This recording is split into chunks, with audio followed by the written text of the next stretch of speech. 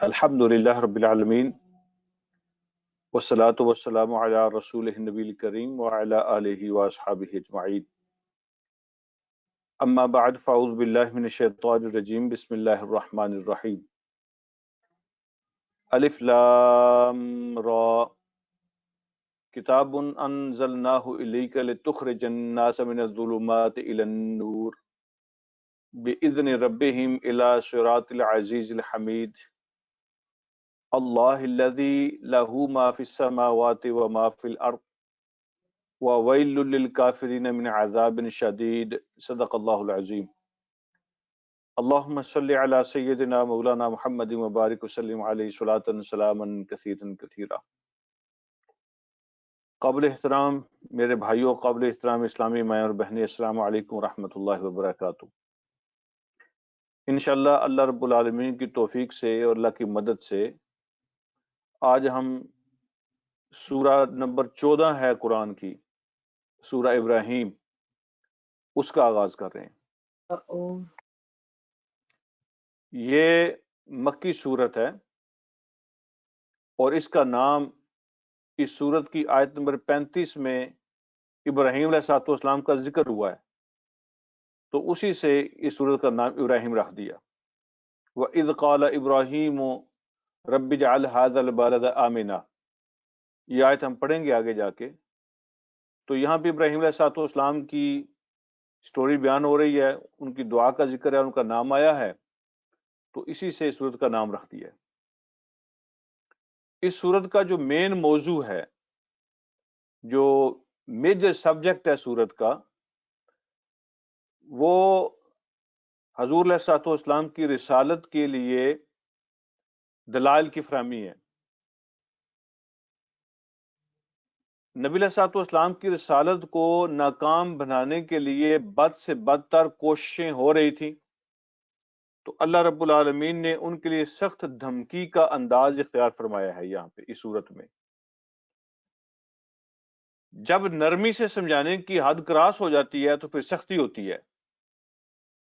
یہ نہیں کہ اللہ نے دلائل نہیں دیے، حضور علیہ السلام کی نبوت کے بارے میں دلائل بھی دیے، ایویڈنسز بھی پیش کیے ہیں، لاجک بھی پیش کی ہے، لیکن اس کے ساتھ ساتھ چونکہ وہ نرمی کی حد کو کراس کر چکے تھے، اس لیے اللہ پاک نے اب اس صورت میں دھمکی اور سختی کا انداز اختیار فرمایا ہے، اور حضور علیہ السلام کی رسالت کو پروو کرنے کے لیے وہ سارے ایویڈنسز پیش کیے۔ تو مین سبجیکٹ نبی علیہ السلام کی رسالت ہے، توحید بھی ہے، آخرت بھی ہے، لیکن مین رسالت ہے۔ دوسری بات، اب جو ہے نا وہ بات شرارت کرنے سے اور پھر مخالفت کرنے سے آگے بڑھ گئی تھی۔ اب ظلم کا چیپٹر شروع ہو رہا تھا۔ پہلے شرارتیں کرتے تھے، پھر انہوں نے مخالفت شروع کی، اب ظلم شروع کیا۔ تو ظلم کی حد جب سٹارٹ ہوتی ہے تو پھر اس کا جواب بھی اسی انداز میں دیا جاتا ہے۔ تو اس صورت کی طرف چلتے ہیں۔ اللہ رب العالمین نے اس صورت کا آغاز بھی حروف مقطعات سے کیا ہے۔ میں آج اس کی تفسیر میں نہیں جاؤں گا، اس لیے کہ الحمدللہ اس پہ بہت دفعہ بات ہو چکی ہے۔ اللہ رب العالمین فرماتے ہیں الف لام را کتاب انزلناہ الیک، یہ ایک خاص کتاب ہے، ایک اسپیشل کتاب ہے، اس کو ہم نے نازل کیا ہے آپ کی طرف۔ تو یہ سوال کا جواب آ گیا کہ نبی علیہ السلام اس کو خود گھڑتے ہیں، خود بناتے ہیں، کسی سے سیکھتے ہیں اور ہمیں آگے سنا دیتے ہیں۔ اللہ رب العالمین نے ان ساری باتوں کا جواب اس جملے میں دے دیا، کتابن، یہ ایک اسپیشل اور خاص کتاب ہے، انزلناہ الیک، ہم نے نازل کیا ہے اس کو آپ کی طرف۔ اگلی بات فرمائی لتخرج الناس من الظلمات الی النور، تاکہ آپ نکالیں لوگوں کو اندھیروں سے روشنی کی طرف، بِإِذْنِ رَبِّهِمْ، ان کے رب کی توفیق کے ساتھ، اِلَى صِرَاطِ الْعَزِيزِ الْحَمِيدِ، اس اللہ کے راستے کی طرف جو سپریم بھی ہے اور اپنی ذات میں آپ تعریف کیا ہوا ہے، جو ساری طاقتوں کا مالک ہے، سپریم ہے، عزیز ہے۔ اور حمید ہے، اپنی ذات میں آپ اس کی تعریف کی ہوئی ہے، وہ کسی کی تعریف کا محتاج نہیں ہے۔ اب یہ جو آیت ہے اس میں لِتُخْرِجَ النَّاسَ سے شروع کریں تو اس جملے میں، اس حصے میں کئی ایک باتیں ہیں جو ہمیں سمجھنی ہے، تو ذرا اس پہ قرآن کے ٹیکسٹ پہ ذرا غور فرمائیں، الفاظ کو دیکھنا ذرا، تو میں آپ کے سامنے ان کی تھوڑی سی وضاحت کرتا ہوں۔ تو اللہ فرماتے ہیں یہ خاص کتاب ہے جو ہم نے بھیجی ہے آپ کی طرف، اور اس کتاب کے بھیجنے کا پرپز کیا بیان کیا، اللہ نے آپ کی ڈیوٹی کیا لگائی تھی یہ کتاب دے کر، تو فرمایا لِتُخْرِجَ، تاکہ آپ نکالیں، الناس، انسانیت کو، تمام انسانوں کو، آپ نکالیں تمام انسانوں کو۔ یہاں اللہ نے یہ نہیں فرمایا کہ یہ کتاب ہم نے بھیجی ہے تاکہ ہم نکالیں، اللہ یہ بھی کہہ سکتے تھے نا، بات تو صحیح ہوتی اور مکمل بھی ہوتی، اس میں کوئی گیپ نہ ہوتا اور اس میں کوئی کمی نہ ہوتی، اگر اللہ اس طرح جملہ ارشاد فرماتے کہ یہ کتاب ہم نے نازل کی آپ کی طرف تاکہ ہم نکالیں لوگوں کو اندھیروں سے روشنی کی طرف، حالانکہ ہدایت تو اللہ ہی دیتے ہیں، لوگوں کو اندھیروں سے روشنی کی طرف اللہ ہی لے کے جاتے ہیں۔ خود اللہ نے قرآن میں نبی علیہ الصلوۃ والسلام سے فرمایا انک لا تہدی من احببت، جس چیز کو آپ پسند کریں آپ اس کو ہدایت نہیں دے سکتے، ہدایت آپ کے ہاتھ میں نہیں ہے، ہدایت تو اللہ کے ہاتھ میں ہے۔ لیکن یہاں پہ جو اللہ رب العالمین نے الفاظ استعمال فرمائے ہیں، سبحان اللہ، بڑے غور طلب ہیں۔ اللہ فرماتے ہیں یہ کتاب ہم نے آپ کی طرف نازل کی ہے تاکہ آپ نکالیں انسانوں کو اندھیروں سے روشنی کی طرف، آپ نکالیں۔ یہ لفظ لِتُخْرِجَ کیوں فرمایا اللہ پاک نے؟ ہدایت اللہ دیتے ہیں، نکالتے اللہ ہیں، لیکن یہاں نبی علیہ الصلوۃ والسلام سے فرمایا ہم نے یہ کتاب دی تاکہ آپ نکالیں لوگوں کو اندھیروں سے روشنی کی طرف، اس لیے کہ ہدایت دیتا تو اللہ ہے، لیکن ہدایت اس کو اللہ مانتا ہے جو نبی علیہ الصلوۃ والسلام کے راستے پر ہوتی ہے، نبی علیہ السلام کے راستے سے ہو۔ ہدایت اللہ کی طرف سے ہوگی، دے گا بھی اللہ، لیکن راستہ نبی علیہ الصلوۃ والسلام کا ہوگا، مہر اس پہ نبی علیہ الصلوۃ والسلام کی ہوگی، اسٹیمپ نبی علیہ السلام کی ہوگی۔ اگر کوئی کہے کہ میرے پاس ہدایت ہے لیکن نبی علیہ السلام کی اسٹیمپ نہیں ہے، اللہ بھی اس کو ہدایت نہیں مانتے۔ ہم اس قرآن کو قرآن کیوں مانتے ہیں، اس قرآن کو حق اور سچ کیوں مانتے ہیں؟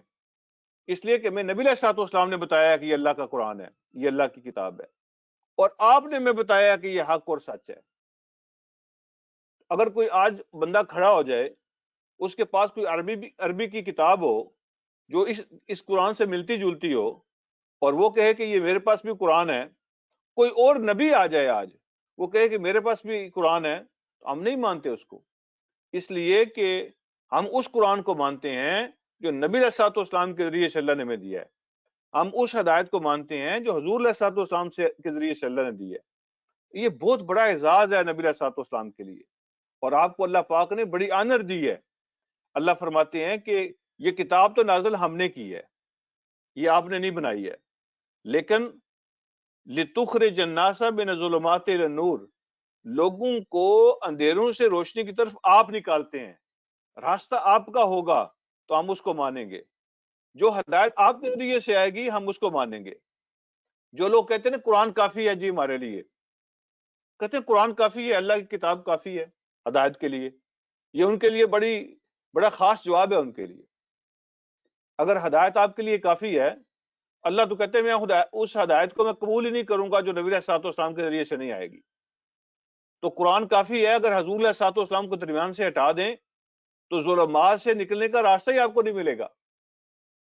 اللہ رب العالمین فرماتے ہیں کہ لِتُخْرِجَ النَّاسَ، تاکہ آپ نکالیں ساری انسانیت کو، اور یہاں پہ جو دوسرا لفظ ہے تخرجہ کے بعد وہ الناس ہے، یہ صرف مسلمانوں کے لیے نہیں ہے، یہ صرف عربوں کے لیے نہیں ہے، یہ صرف کسی خاص قبیلے اور قوم کے لیے نہیں ہے، یہ پوری انسانیت کے لیے ہے۔ دیکھیں جہاں پہ باقی نبیوں کا ذکر آتا ہے نا، تو آگے آ رہا ہے 2 آیتیں چھوڑ کے آگے موسیٰ علیہ السلام کا ذکر آئے گا، تو جب کسی اور نبی کا ذکر آتا ہے تو اللہ فرماتے ہیں اس کی قوم کی طرف ہم نے بھیجا، اپنی قوم کو نکالیں، وہ اپنی قوم کے لیے کریں، وہاں قوم کا لفظ آتا ہے۔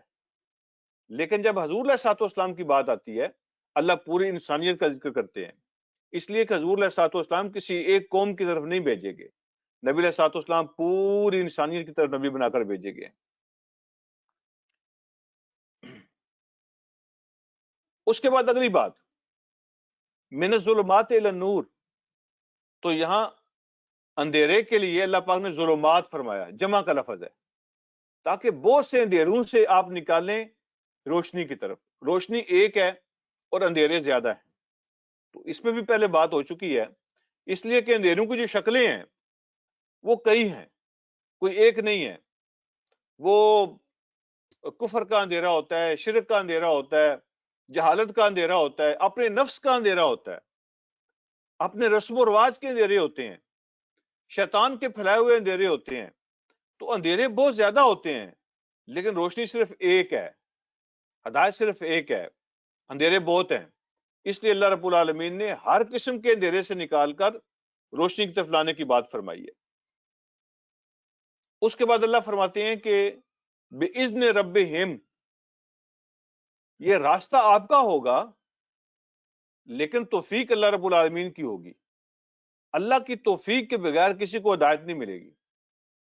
دیکھیں انبیاء بھی موجود ہیں، سورس کیا ہو، سورس تو کوئی بھی ہو سکتا ہے، مثلا نبی بھی سورس ہیں، کتابیں بھی سورس ہیں، انسان بھی سورس بنتے ہیں ہدایت کا، تو ذریعہ کوئی بھی ہو سکتا ہے، انسان ذریعہ بن سکتے ہیں، کتابیں ذریعہ بن سکتی ہیں، نبی ذریعہ بن سکتے ہیں، جماعتیں ذریعہ بن سکتی ہیں، لیکن توفیق اللہ رب العالمین کے بغیر کوئی نہیں دے سکتا۔ کبھی کبھی ایسا بھی ہوتا ہے کہ یہ سارے سورسز اکٹھے ہو کر بھی کسی ایک بندے کو ہدایت نہیں دے سکتے، اس لیے کہ اس کو اللہ کی طرف سے توفیق نہیں ملتی۔ پڑھنا، سننا، غور کرنا، یہ ساری چیزیں کافی نہیں ہوتی ہیں ہدایت کے لیے۔ پڑھنا، سننا یہ سورس ہیں لیکن ہدایت کے لیے کافی نہیں ہے۔ صاف دل کے ساتھ اللہ رب العالمین سے توفیق مانگنا یہ بہت ضروری ہے۔ اللہ سے توفیق مانگنا، اللہ مجھے ہدایت دے دیں۔ ہدایت دیتے اللہ رب العالمین، اللہ کی ذات دیتی ہے ہدایت، ٹھیک ہے؟ پڑھنے سے ملتی ہے، سننے سے ملتی ہے، غور کرنے سے ملتی ہے، لیکن توفیق اللہ کی طرف سے ہوتی ہے۔ تو پڑھنے کے ساتھ ساتھ اللہ سے توفیق مانگنی چاہیے، سننے کے ساتھ ساتھ اللہ سے توفیق مانگنی چاہیے، باقی سارے سورسز استعمال کرنے چاہیے۔ جب اللہ کی طرف سے توفیق مل جاتی ہے، دل میں شوق پیدا ہو جاتا ہے، جب طلب دل میں پیدا ہو جاتی ہے، اللہ پھر راستے کھولتے ہیں، آسانیاں پیدا کر دیتے ہیں۔ اس لیے فرمایا بِإِذْنِ رَبِّهِمْ، لوگوں کے رب کی توفیق کے ساتھ یہ سارا کام ہوگا۔ تو کتنے لوگ ایسے ہیں، خود نبی علیہ الصلوۃ والسلام کی بڑی قریبی فیملی ہے، حضور علیہ الصلوۃ والسلام نے بے شمار دفعہ سمجھایا بھی، قرآن بھی سنایا، ٹھیک ہے؟ اب نبی علیہ الصلوۃ والسلام نے خود کوشش فرمائی ہے، حضور علیہ الصلوۃ والسلام کی کوشش سے بڑی کوشش کس کی ہوگی؟ لیکن اللہ کی توفیق نہیں ملی، اس بندے کے دل کے اندر چاہت پیدا نہیں ہوئی تو اللہ نے توفیق نہیں دی، اور اللہ کی توفیق نہیں ملی تو ہدایت نہیں ملی۔ تو یہ اللہ کی ہدایت سے، اللہ کی توفیق سے ملتی ہے۔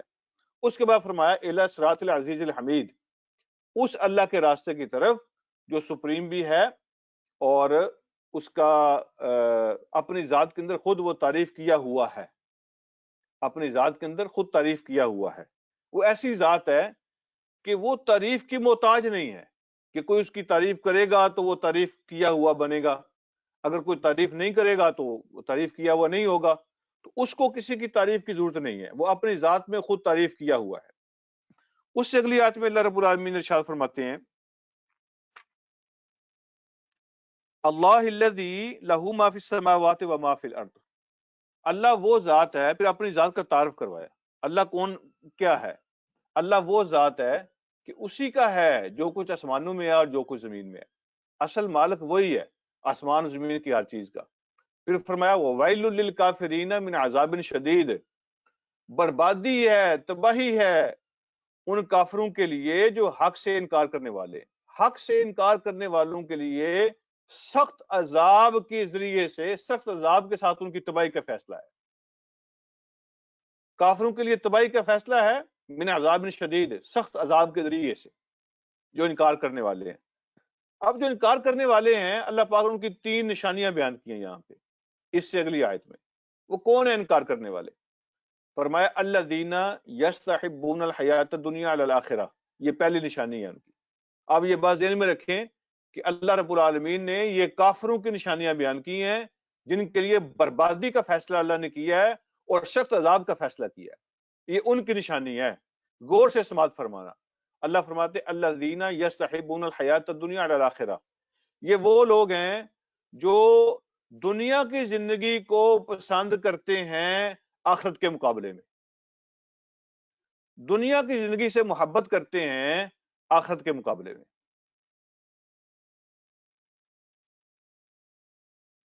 یہاں پوز کریں اور اس پہ غور کریں۔ یہ جو پہلی نشانی ان کافروں کی بیان ہوئی ہے جن کے لیے بربادی ہے سخت عذاب کے ذریعے سے، کہ ان کی ترجیح دنیا کی زندگی ہے۔ یہ جو دنیا کی زندگی سے محبت ہے نا، یہ ایمان کو کھا جاتی ہے۔ اس کا مطلب یہ ہرگز نہیں ہے کہ دنیا کی کسی چیز سے محبت کرنا یہ کفر ہے، یہ مطلب نہیں ہے۔ لیکن اگر دنیا ہی اس کا گول بن جائے، دنیا ہی گول ہو اس کا، دنیا ہی اس کی ترجیح بن جائے، اگر دنیا اللہ کے قانون کے مطابق ہو، اللہ کی بتائی ہوئی لیمٹس کے مطابق ہو، اور اس لیمٹس کے اندر رہ کے بندہ دنیا سے محبت کرے، دنیا کو استعمال کرے، دنیا کے لیے کوشش کرے، کوئی گناہ نہیں، بلکہ عبادت ہے، یہ بھی ایک عبادت کا عمل ہے۔ لیکن جس کا گول صرف اور صرف دنیا بن جاتی ہے، آخرت کو وہ چھوڑ دیتا ہے۔ آخرت کے مقابلے میں، علی الاخرہ کا لفظ اس لیے استعمال کیا، جب آخرت کے مقابلے میں دنیا کو ترجیح دینا شروع کر دیتے ہیں تو پھر یہ کفر ہے، اور یہ پھر بربادی کا ذریعہ ہے اور سخت عذاب کا ذریعہ ہے۔ میں ایک مثال آپ سے عرض کرتا ہوں۔ مثلا ہم لوگ جو ہیں جب کبھی پاکستان جاتے ہیں تو ہم ہوائی جہاز پہ سفر کرتے ہیں، تو ہمارا مقصد کیا ہوتا ہے؟ ہمارا گول کیا ہوتا ہے؟ ہمارا گول، ہماری منزل، ہمارا مقصد پاکستان پہنچنا ہے۔ وہ جو جہاز ہے، جو ایروپلین ہے، وہ ایک سورس ہے۔ تو کیا کبھی ایسا ہوا ہے کہ کوئی بندہ جہاز میں بیٹھ کر جہاز کو ہی اپنا مقصد بنا لے؟ وہ کہ نہیں، یہی میرا مقصد ہے، یہی میرا گول ہے، یہی میری منزل ہے؟ ایسا نہیں ہوتا۔ اس کی منزل وہ پاکستان پہنچنا ہے، جہاز کو ایز اے سورس استعمال کرتا ہے تو کوئی گناہ نہیں ہے، کوئی حرج نہیں ہے۔ اسی طرح دنیا جہاز ہے، اس پہ بیٹھ کر اپنے سفر کرنا ہے، یہ ایک سورس ہے، یہ ایک ذریعہ ہے، یہ نہ منزل ہے نہ مقصد ہے۔ اگر منزل اور مقصد آخرت ہے اور دنیا کو سورس کے طور پہ بندہ استعمال کرتا ہے تو جہاز سے محبت بھی کرے، جہاز کا خیال بھی رکھے، اس کی صفائی کا بھی خیال رکھے، اس کی لک آفٹر بھی کرے، سارا کچھ کرے، کوئی گناہ نہیں ہے، لیکن اپنی منزل پہ نظر رکھے۔ تو بالکل اگر کوئی بندہ دنیا کو سورس کے طور پہ استعمال کر کے آخرت کی تیاری کرتا ہے تو دنیا کمانا، اس سے محبت کرنا کوئی گناہ نہیں ہے۔ لیکن جب آخرت کے مقابلے میں وہ دنیا کو ترجیح دیتا ہے، یعنی ترجیح اول اس کی دنیا ہوتی ہے اور آخرت اور باقی چیزیں، دین، سارا کچھ سیکنڈری ہو جاتا ہے، تو یہ کفریہ کام ہے، اس کے لیے بربادی ہے، اس کے لیے سخت عذاب ہے۔ یہ بڑا خاص پوائنٹ ہے، اس لیے آپ اس کو سمجھنے کی کوشش کر لیں۔ دوسری نشانی اللہ پاک نے کیا بیان فرمائی ہے ایسے کافروں کی جن کے لیے بربادی ہے سخت عذاب کے ذریعے سے؟ اللہ فرماتے ہیں یصدون عن سبیل اللہ، وہ لوگوں کو اللہ کے راستے سے روکتے ہیں۔ کون بندہ لوگوں کو اللہ کے راستے سے روکتا ہے؟ ظاہر بات ہے جو پہلے خود رکا ہوتا ہے، جو خود نہیں جاتا اور اس کی یہ بھی کوشش ہوتی ہے کہ کوئی اور بھی نہ جائے، تو یہ ڈبل ہو گیا اس کا کام، خود بھی نہیں جا رہا اور کسی اور کو جانے بھی نہیں دیتا، ان کے لیے رکاوٹیں کھڑی کرتا ہے۔ تو یہ ان کا دوسرا قصور ہے، دوسرا جرم ہے۔ اور تیسرا جرم اللہ رب العالمین ارشاد فرماتے ہیں ان کے لیے کہ وَيَبْغُونَهَا عِوَجًا، جو لوگ اس راستے پہ چلتے ہیں، اس ہدایت کو پا لیتے ہیں، تو ان لوگوں کے لیے ان کے راستے کے اندر یہ ٹیڑھ پیدا کرتے ہیں، اپنی خواہشات کے ذریعے سے، اپنے خیالات کے ذریعے سے، یہ چاہتے ہیں کہ یہ راستہ ان کی خواہشوں اور ان کی خیالات کے مطابق بن جائے، اس راستے کو ٹیڑھا کرنے کی کوشش کرتے ہیں۔ کیا مطلب ہے ٹیڑھا کرنے کی کوشش کرتے؟ عوجن کا معنی ہوتا ہے ٹیڑھ، یہ تو سیدھا راستہ ہے، اسٹریٹ فارورڈ، اللہ رب العالمین کے ساتھ مستقیم ہے، اس راستے کو وہ ٹیڑھا کرنے کی کوشش کرتے ہیں۔ کیا مطلب؟ وہ چاہتے ہیں کہ یہ راستہ ہماری خواہشات کے مطابق بن جائے، وہ چاہتے ہیں کہ ہمارے خیالات کے مطابق یہ راستہ بن جائے، اور جو لوگ اس کو قبول کرتے ہیں ان کے اندر کیڑے نکالتے ہیں، ان کے خلاف منفی پراپوگنڈا کرتے ہیں، اور تاکہ ان کا راستہ جو ہے لوگوں کے اندر مشکوک ہو جائے۔ تو اس راستے کے اندر وہ ٹیڑھ پیدا کرتے ہیں، اپنی خواہشات اور اپنے خیالات کے مطابق اس کو بنانے کی کوشش کرتے ہیں، بے جا تنقید کرتے ہیں، اور اس راستے کے اندر جو چلنے والے لوگ ہیں ان کی پگڑیوں کو اچھالنے کی کوشش کرتے ہیں۔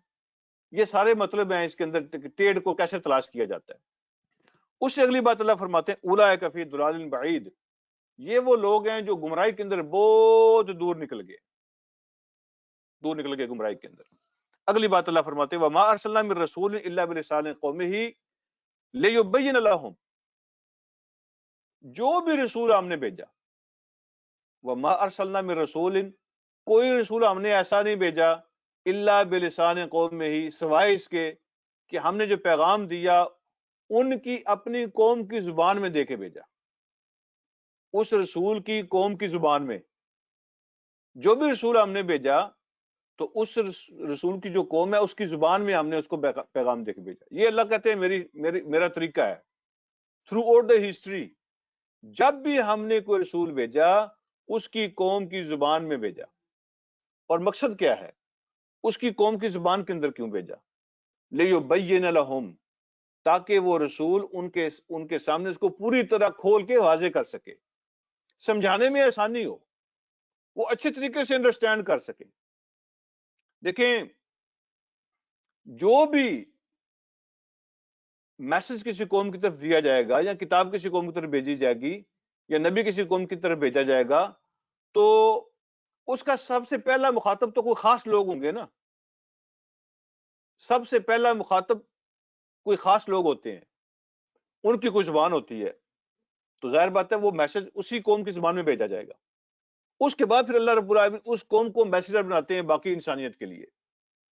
یہاں بھی ایسے ہی ہوا ہے، جس قوم کی طرف سب سے پہلے اللہ پاک نے حضور علیہ الصلوۃ والسلام کو بھیجا ہے وہ عربی بولتے تھے، وہ عرب لوگ تھے، نبی علیہ الصلوۃ والسلام کی قوم عرب ہے، تو نبی علیہ الصلوۃ والسلام کو اللہ رب العالمین نے اسی زبان میں میسج دے کے بھیجا ہے، اسی زبان کے اندر سمجھانے کے لیے، تاکہ جو سب سے پہلے مخاطب ہیں ان کو بات سمجھ آئے، اور اس کے بعد پھر ان کو دنیا میں میسنجر بنایا جائے۔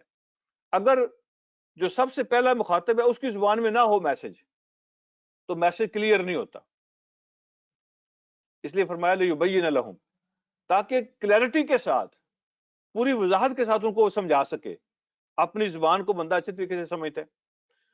تو اللہ رب العالمین نے، اب یہ سوال یہاں پیدا ہوتا ہے جو پہلے بھی ہم نے شاید کئی مرتبہ اس پہ بات کی ہے، کہ اب کینیڈا والے، امریکہ والے، یورپ والے، افریقہ والے، پاکستان والے، انڈیا والے، بنگلہ دیش والے اعتراض کر سکتے ہیں، افغانستان والے، ایران والے اعتراض کر سکتے ہیں کہ یہ تو ہماری زبان میں نہیں ہے۔ تو اللہ تو کہتے ہیں جس قوم کی طرف ہم بھیجتے ہیں اسی کی زبان میں بھیجتے ہیں، تو یہ جو میسج ہمیں دیا گیا ہے یہ تو ہماری زبان میں نہیں ہے، لہذا اس کا مطلب یہ ہے کہ ہمارے لیے واضح نہیں ہے، یہ میسج ہماری زبان میں ہوگا تو کلیئر ہوگا، جب ہماری زبان میں نہیں ہے تو واضح نہیں ہے۔ لیکن یہ ایک، آپ یوں سمجھیں کہ ایک طریقہ ہے، ایک قانون ہے، بلکہ پرنسپل ہے، کہ اگر آپ نے اخلاقی وحدت پیدا کرنی ہے، مورل یونٹی اگر آپ نے پیدا کرنی ہے دنیا کے اندر، تو ایک زبان کے ذریعے سے ہو سکتی ہے، اور اگر آپ نے ریلیجس یونٹی پیدا کرنی ہے، مذہبی اتحاد، تو وہ کیسے پیدا ہوگا؟ وہ بھی ایک زبان سے پیدا ہو سکتا ہے۔ اور اگر آپ نے دینی ریلیجس یونٹی پیدا کرنی ہے تو کلچر اور تہذیب کی یونٹی اگر آپ نے پیدا کرنی ہے، سویلائزیشن کی اگر آپ نے اتحاد اور یونٹی پیدا کرنی ہے تو وہ بھی، اس کے لیے بھی ایک زبان چاہیے۔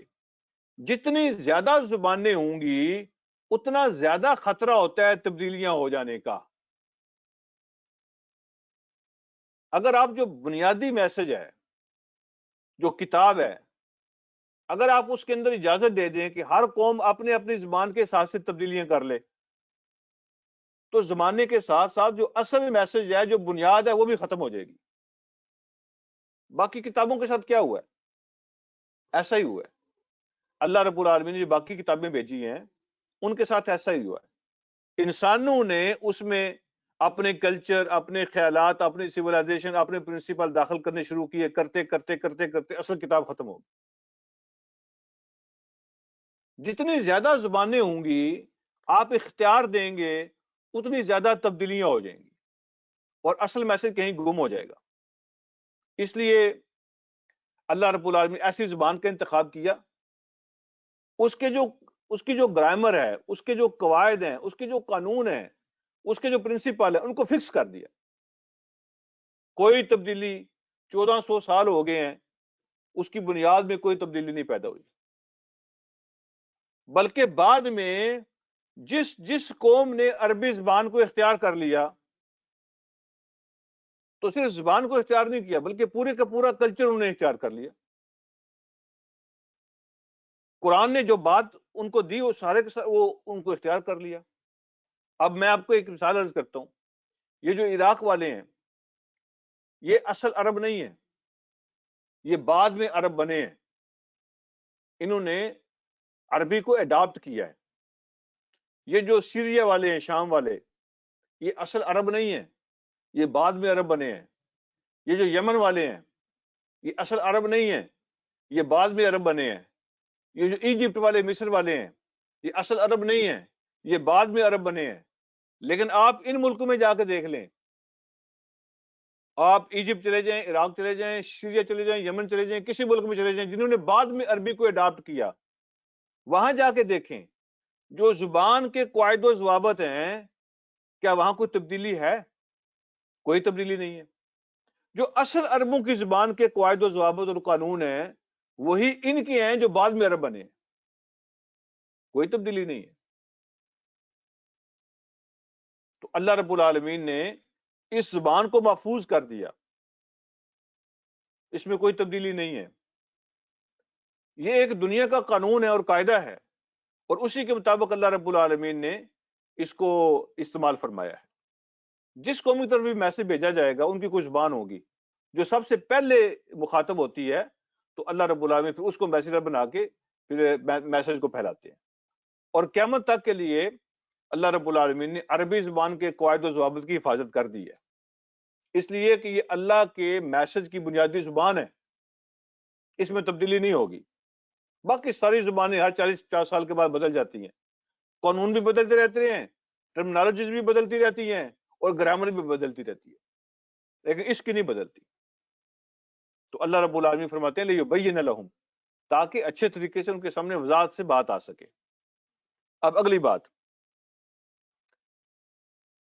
پھر ایک اور اللہ نے پرنسپل بیان کیا ہے، سبحان اللہ، بڑی اگلی آیت، اگلے حصے میں جو بات آئی ہے وہ بھی بڑی اور والی ہے۔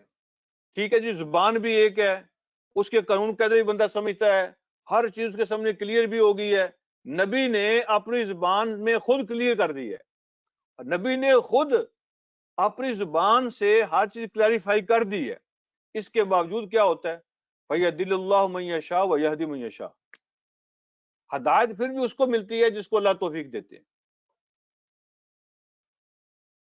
سارا کچھ سیم ہو، ہر چیز اوپن اور کلیئر ہو، پھر بھی توفیق اللہ کی ہو تو ہدایت ملتی ہے۔ تو اللہ فرماتے ہیں فَيَضِلُّ اللَّهُ مَن يَشَاءُ، اللہ جس کو چاہتے ہیں پھر بھی گمراہی میں ڈال دیتے ہیں، وَيَهْدِي مَن يَشَاءُ، جس کو چاہتے ہیں ہدایت دیتے ہیں۔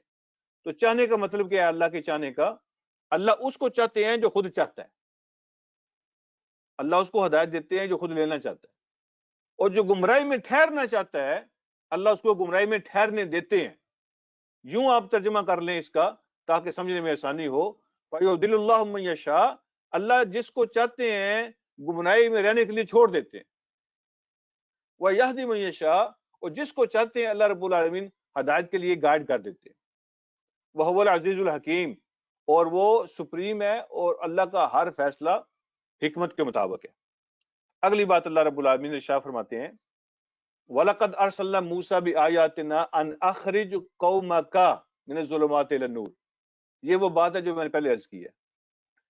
اور ہم ہی نے بھیجا موسیٰ علیہ الصلوۃ والسلام کو بھی اپنی آیات کے ساتھ. ڈیوٹی ان کی بھی یہی لگائی تھی، ان اخرج، کہ آپ نکالیں.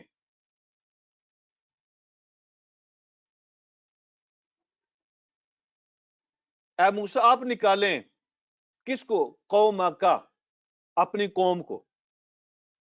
یہاں الناس نہیں ہے کہ آپ نکالیں پوری انسانیت کو اندھیروں سے روشنی کی طرف، ایسا نہیں فرمایا. اس لیے کہ موسیٰ علیہ الصلوۃ والسلام پوری انسانیت کے نبی تھے نہیں، وہ صرف اپنی قوم کے نبی تھے. تو فرمایا ان اخرج، تاکہ آپ نکالیں قوم کا، اپنی قوم کو، اپنی قوم کو بس، من الظلمات الی النور، اندھیروں سے روشنی کی طرف. اور پھر ایک طریقہ بیان فرمایا اللہ رب العالمین نے، قوم کو اندھیروں سے روشنی کی طرف نکالنے کا ایک میتھڈ ہے اور ایک طریقہ ہے. وہ طریقہ کیا ہے؟ یہ بھی آپ یہاں دیکھیں کہ قرآن نے ہمیں ہدایت کا ایک سلیبس دیا ہے، ہدایت کا ایک میتھڈ بیان کیا ہے کہ کیا طریقہ اختیار کریں لوگوں کو اندھیروں سے نکال کر روشنی میں لانے کا.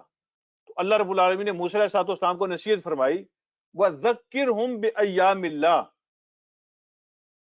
ان کو تذکیر کریں، آپ ان کو یاد دلائیں، ان کو نصیحت کریں، بِأَيَّامِ اللَّهِ، اللہ کے دنوں کے ذریعے سے، اللہ کے دنوں کے ذریعے سے ان کو نصیحت کریں اور ان کو یاد دہانی کروائیں. یہ اللہ کے دن کون سے ہوتے ہیں؟ ان کے سامنے اللہ کے دنوں کا ذکر کریں اور ان کو اللہ کے دنوں کے ذریعے سے تبلیغ کریں، ان کو سمجھائیں، اللہ کے دنوں کا ذکر ان کے سامنے کریں. تو یہ ہے طریقہ، یہ ہے میتھڈ. وہ اللہ کے دن کا کیا مطلب ہے؟ جب کوئی بندہ کسی خاص فارم کے اندر ہوتا ہے نا، جب وہ کامیابیاں حاصل کر رہا ہوتا ہے یا کوئی دن اس کے لیے خاص یادگار بن جاتا ہے، تو کہتے ہیں یہ اس کا دن ہے. سارے دن اللہ کے ہیں لیکن کچھ خاص دن ہوتے ہیں. مثلا آج بھی ہم کہتے ہیں نا یہ قائد اعظم کا دن ہے، یہ علامہ اقبال کا دن ہے، یہ ڈاکٹر عبدالقدیر خان کا دن ہے، یہ فلاں کا دن ہے، فلاں کا دن ہے. جو ہیروز ہوتے ہیں ان کا نام لیتے ہیں، یہ اس کا دن ہے. کیوں کہتے ہیں اس کا دن ہے؟ اس لیے کہ اس دن میں کچھ خاص ہوا تھا، اس لیے اس کو اس کا دن کہتے ہیں. اللہ رب العالمین نے بھی موسیٰ علیہ الصلوۃ والسلام کو ایک میتھڈ بتایا ہے کہ کس طرح لوگوں کو گائیڈ کرنا ہے. اللہ فرماتے ہیں بہترین ایک ذریعہ، بڑا مؤثر اور بڑا مؤثر ذریعہ وہ یہ ہے کہ ان کو اللہ کے دن یاد کراؤ. اللہ کے دنوں کا سے مراد یہ ہے کہ خاص تاریخی واقعات، خاص تاریخی واقعات جو اللہ کے اسپیشل دن ہیں. مثلا کسی دن میں جو اللہ کے انکار کرنے والے ہیں، اللہ کا مقابلہ کرنے کی کوشش کرنے والے ہیں، اللہ نے ان کی پکڑ کی ہو. جس دن اللہ نے کافروں کی پکڑ کی ہو وہ بھی خاص دن ہوگا. جس دن اللہ رب العالمین نے اپنے ماننے والوں کو خاص احسانات عطا فرمائے ہوں، کچھ خاص نعمتیں دی ہوں اللہ نے ان کو، کچھ خاص چیزیں نشانیاں دکھائی ہوں، اس دن کچھ مدد کے نظارے اللہ نے ان کو دکھائے ہوں، کچھ خاص ہوا ہو، چاہے ماننے والوں کے لیے ہوا ہو چاہے نہ ماننے والوں کے لیے ہوا ہو، تو وہ اللہ کی خاص دن ہے. تو یہ جو سٹوریز ہوتی ہیں، یہ جو تاریخی واقعات ہوتے ہیں، ان کے اندر بڑا اثر ہوتا ہے اور انسان کے لیے سمجھنا آسان ہوتا ہے.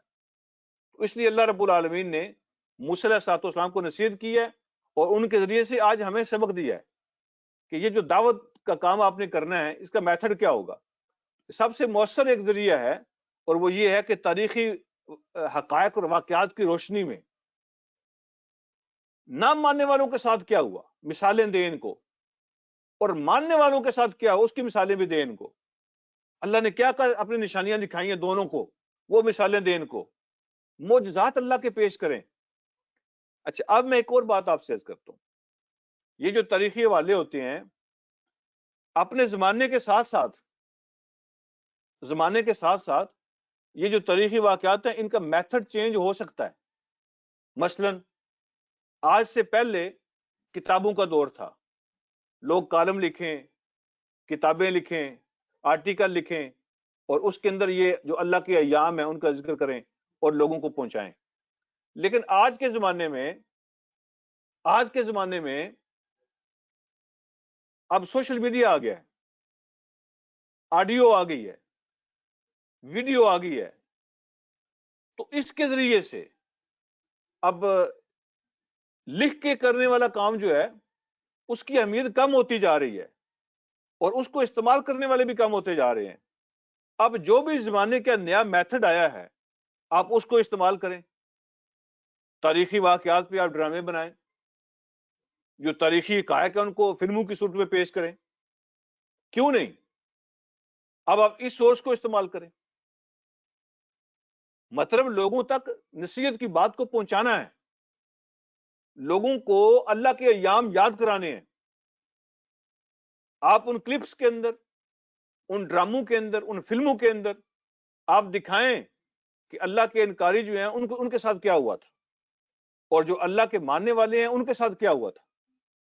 تو ایسی باتوں، ایسی چیزیں جو ہیں ان پہ کلپس بنا کے دکھانا یا چلانا زمانے کے ساتھ ساتھ جو میتھڈ ہوتا ہے وہ چینج ہوتا رہتا ہے، اس کے مطابق آپ کر سکتے ہیں. اللہ رب العالمین فرماتے ہیں کہ وَذَكِّرْ بِأَيَّامِ اللَّهِ، اللہ کے جو دن ہیں ان کے ذریعے سے نصیحت کریں. اگلی بات، اِنَّ فِي ذَلِكَ لَآيَاتٍ لِكُلِّ صَبَّارٍ شَكُورٍ، اللہ فرماتے ہیں اس میں بڑی نشانیاں ہیں. یہ جو طریقہ آپ اختیار کریں گے تو اس میں سمجھنے کے لیے بڑے سبق ہیں، بڑی نشانیاں ہیں ہر اس بندے کے لیے جو بہت صبر کرنے والا ہو اور بہت شکر کرنے والا ہو. صبار جو ہے نا، بہت صبر کرنے والا، جس کے اندر بڑی برداشت ہوتی ہے اور جس کے اندر بڑا شکر گزاری کا جذبہ ہوتا ہے، وہ اس سے سبق لیتے ہیں. ہر بندہ سبق نہیں لیتا. کوئی بندے جو ہیں وہ صرف انجوائمنٹ کی حد تک رہتے ہیں، اس سے آگے نہیں بڑھتے. تو بندے کے اندر اگر مورل کوالٹی جتنی زیادہ ہوگی اتنا زیادہ اس کو سمجھے گا، اسے سبق حاصل کرے گا. پھر اللہ رب العالمین نے ایک ہلکی سی جھلک دکھلائی ہے خود بھی، جو ایام اللہ ہے نا، اللہ کے جو دن ہیں ان کی ہلکی سی جھلک دکھلائی ہے. وہ کیا ہے؟ آج کی آخری آیت ہے. اللہ فرماتے ہیں وَإِذْ قَالَ مُوسَىٰ لِقَوْمِهِ، یاد کرو وہ، یہ اللہ رب العالمین کا طریقہ ہے. تو یہاں پہ اللہ پاک نے ایک آیت کے اندر وہ جھلک دکھلا بھی دی ہے جس کی مثال اللہ نے دی ہے پچھلی آیت میں. یاد کرو جب موسیٰ علیہ السلام نے اپنی قوم سے کہا تھا اذکروا نعمت اللہ علیکم، میری قوم کے لوگوں یاد کرو اللہ کی نعمتیں جو تم پر ہوئیں. اللہ کی نعمتوں کو یاد کروایا اور پھر اس کی ایک سین دکھایا اللہ کی نعمتوں کا، کیسے اللہ نے تم پہ نعمتیں کی تھی، کیا حالات تھے تمہارے، اس کا ذکر کیا. یاد کرو اللہ کی نعمتوں کو جو تم پر ہوئیں. اللہ کی خاص نعمت وہ کیا تھی؟ اذ انجاکم من آل فرعون، جب اس اللہ نے تمہیں نجات دی تھی، تمہیں بچایا تھا فرعون کے ساتھیوں سے، فرعون کی قوم سے. فرعون اور فرعون کی قوم جو ہے وہ تمہارے ساتھ بڑا زیادتی کا معاملہ کر رہے تھے. اللہ رب العالمین نے اس غلامی اور اس زیادتی سے تمہیں نجات دلائی. پھر کہا وہ کیا کرتے تھے؟ یسومونکم سوء العذاب، تمہیں وہ سخت ترین تکلیفیں دیتے تھے. زندگی تمہاری تکلیفوں سے بھری ہوئی تھی، ٹارچر کرتے تھے تمہیں. یسومونکم سوء العذاب، وہ دردناک عذاب تمہیں دیا کرتے تھے، دردناک سزائیں دیتے تھے تمہیں. اور کیا کرتے تھے؟ وَيُذَبِّحُونَ أَبْنَاءَكُمْ، تمہارے بیٹوں کو ذبح کر دیا کرتے تھے. یہاں قتل کرنے کی بات نہیں کی ہے، یعنی مارنے کا جو سب سے دردناک منظر ہوتا ہے اس کا ذکر کیا ہے. یذبحون ابناکم، آج بھی جو مختلف ملکوں کے سڑکوں پہ ہمیں نظر آ رہا ہے، مختلف ملکوں کی سڑکوں پہ آج بھی ہمیں نظر آ رہا ہے. یذبحون ابناکم، تمہارے مردوں کو، تمہارے بیٹوں کو وہ ذبح کیا کرتے تھے، گلے کاٹتے تھے ان کے. وَيَسْتَحْيُونَ نِسَاءَكُمْ، اور تمہاری عورتوں کو زندہ رکھتے تھے، پکڑ کے لے جاتے تھے. یعنی کسی قوم کے لیے اس کی غیرت کو چیلنج کرنا یہ سب سے بڑا چیلنج ہوتا ہے. کسی قوم کی روٹی بند کر دینا، کسی قوم کے ساتھ بائیکاٹ کر دینا، کسی قوم کے پہ بم برسانا، یہ اس سے بڑا ہے. کسی قوم کی غیرت کو مارنا یہ اس سے بڑا ہے. اللہ رب العالمین اس کا ذکر کیا ہے، یستحیون نساءکم، تمہاری عورتوں کو زندہ رکھتے تھے، پکڑ کے لے جاتے تھے۔ اگر کسی قوم کے مردوں کو مارا جائے اور ان کی عورتوں کو غلام بنایا جائے، لونڈیاں بنا لیا جائے اور ان کی عزتوں کے ساتھ کھیلا جائے، تو یہ سب سے دردناک منظر ہوتا ہے اس قوم کے لیے، غیرت اور اہمیت کا سب سے دردناک منظر ہوتا ہے۔ اللہ فرماتے ہیں وہ تمہارے لڑکوں کو ذبح کرتے تھے، تمہاری عورتوں کو پکڑ کے لے جاتے تھے، اور اس میں پھر اللہ فرماتے ہیں وفی ذالک بلاء من ربکم عظیم، یہ جو سچویشن تھی، اس سچویشن کے اندر تمہارے لیے تمہارے رب کی طرف سے بہت بڑی آزمائش تھی۔ یہ جو غلامی ہوتی ہے نا، غلامی بہت بڑی آزمائش ہے کسی بھی قوم کے لیے۔ اللہ نے اس کو بلاء عظیم کہا ہے، بڑی آزمائشوں میں سے یہ ایک آزمائش ہے، بڑی آزمائشوں میں سے غلامی، جہاں بندے کی نہ عزت ہو، نہ غیرت کا کوئی لحاظ ہو، نہ اس کی کوئی آنر ہو، نہ احترام ہو، تو یہ جو ہوتی ہے نا غلامی کسی قوم کے لیے، یہ بڑی آزمائشوں میں سے، دردناک آزمائشوں میں سے ایک آزمائش ہوتی ہے۔ تو آج بھی دیکھیں نا، جو سو کال سب سے بڑی جو جمہوری اسٹیٹ ہے، سو کال سیولائزڈ اور ڈیموکریٹک کنٹری ہے، اس کی روڈوں پہ جو کچھ ہو رہا ہے تو ہمارے سامنے ہے ساری باتیں۔ کتنے لوگ ہیں وہ؟ 32 34 35 کروڑ، پاکستان سے زیادہ آبادی ہے وہاں پہ مسلمانوں کی، لیکن کیا ویلیو ہے ان کی؟ جب چاہتا ہے لوگ گھر گرا دیتے ہیں، جب چاہتا ہے لوگ ذبح کر دیتے ہیں، جب چاہتا ہے لوگ روڈ پہ روک کے لٹا لیتے ہیں، ٹھیک ہے، جب چاہتا ہے جو ہے نا وہ برکر کپڑے نوچنا شروع کر دیے جاتے ہیں۔ غلامی کی زندگی جو ہوتی ہے یہ بہت بڑی آزمائش ہے۔ اللہ ہم سب کو محفوظ فرمائے۔ یہ آج کا رکوع تھا۔ اللہ رب العالمین مجھے اور آپ کو سمجھنے کی اور عمل کی توفیق عطا فرمائے۔ وآخر دعوانا الحمدللہ رب العالمین۔